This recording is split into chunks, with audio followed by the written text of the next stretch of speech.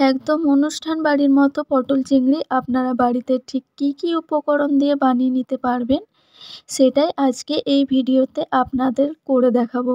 এছাড়া থাকছে একটা স্পেশাল পেস্ট, যেটা দিলে রান্নার মাত্রাটা আরও বেড়ে যাবে। বাই দ্য ওয়ে, আমি অঙ্কিতা, আপনারা দেখছেন আমার ছোট্ট রান্নাঘর।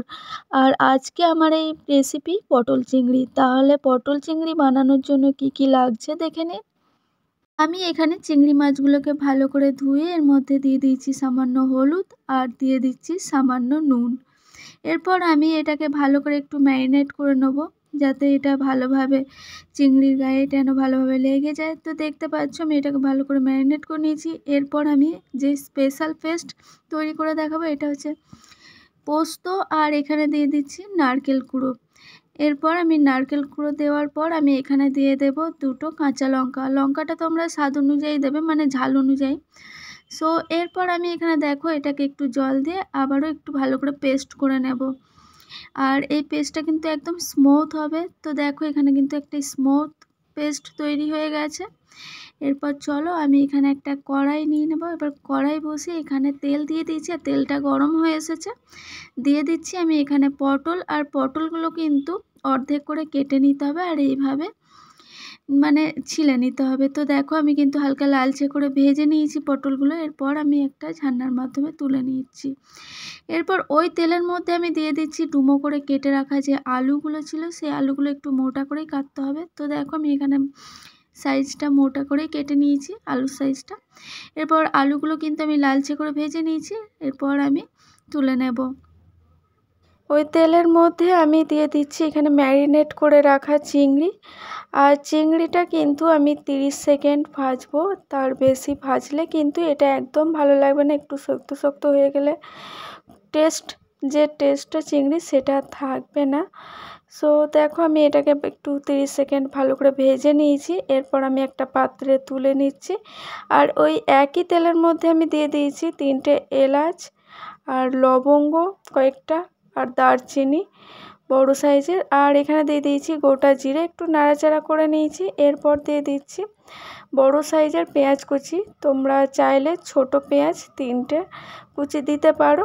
আর এখানে আমি যেহেতু বড় সাইজের পেঁয়াজ কুচি ব্যবহার করেছি, তাই এখানে একটু নাড়াচাড়া করে নিচ্ছি। তো দেখো এখানে নাড়াচাড়া একটু লালচে করে, হালকা লালচে করে ভেজে নিতে হবে।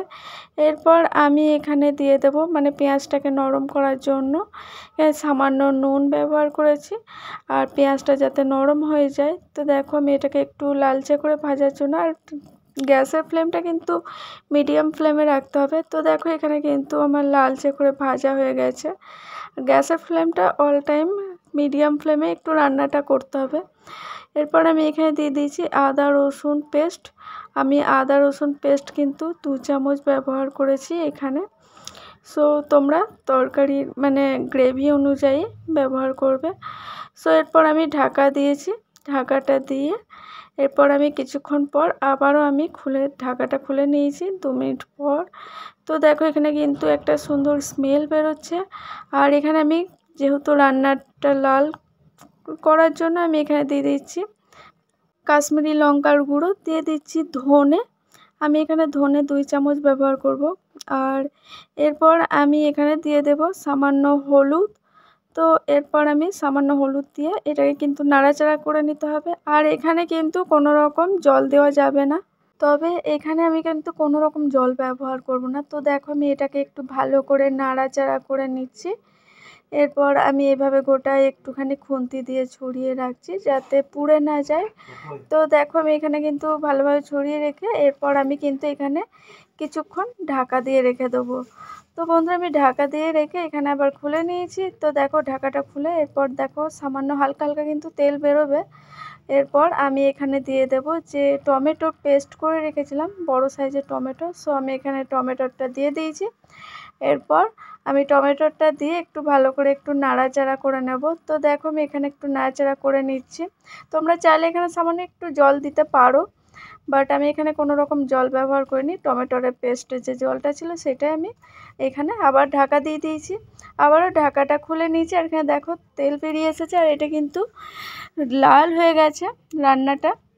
এরপর আমি এখানে একটা খুন্তি দিয়ে ভালো করে আবারও একটু নাড়াচাড়া করে নিয়েছি। আর যে স্পেশাল পেস্টটা ছিল সেটা আমি এরপর আমি এখানে দেখো আমি এখানে পুরোটা পেস্টটা নিয়ে নিচ্ছি। আর এটার জন্য কিন্তু রান্নাটা আরও সুন্দর লাগবে আর খেতেও কিন্তু বিয়েবাড়ির মতনই, মানে কোনো অনুষ্ঠান বাড়ির মতনই এই রান্নাটা হবে। সো তোমরা একবার বাড়িতে এইভাবে ট্রাই করো, আশা করছি ভালো লাগবে।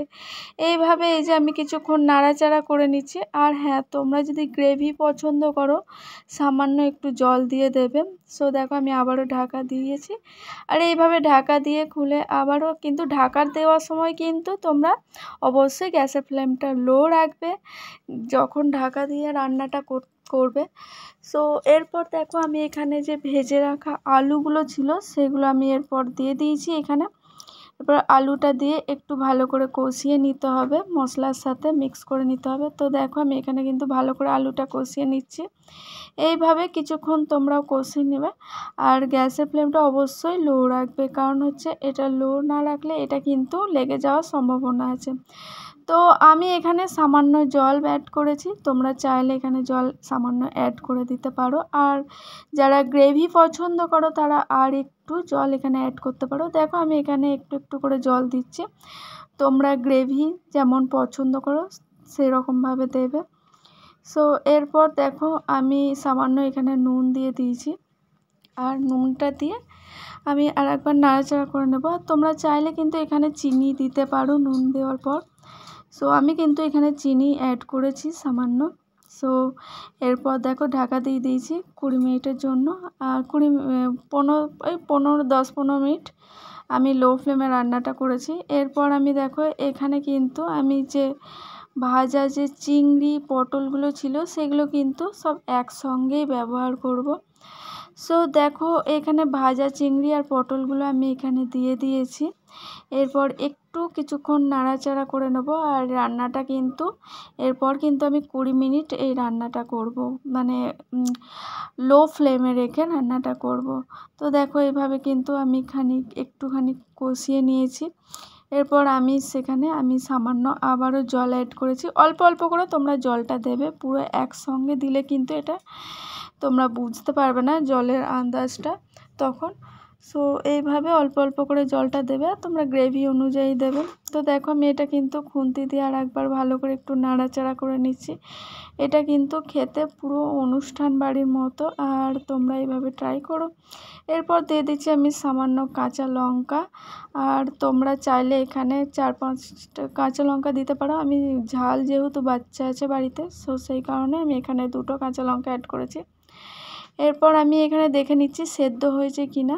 তো দেখো আলুগুলো কিন্তু একদম পুরোপুরি সেদ্ধ হয়ে গেছে আর রান্নাটা রেডি। আর তোমরা এখানে চাইলে গরম মশলা অ্যাড করতে পারো, সামান্য গরম মশলা। সো আমি এখানে গরম মশলা অ্যাড করিনি। তো দেখো আমার রেসিপি রেডি, পটল চিংড়ি। তো আবারও দেখা হবে নেক্সট এপিসোডে। আপনারা ভালো থাকবেন, সুস্থ থাকবেন, ধন্যবাদ।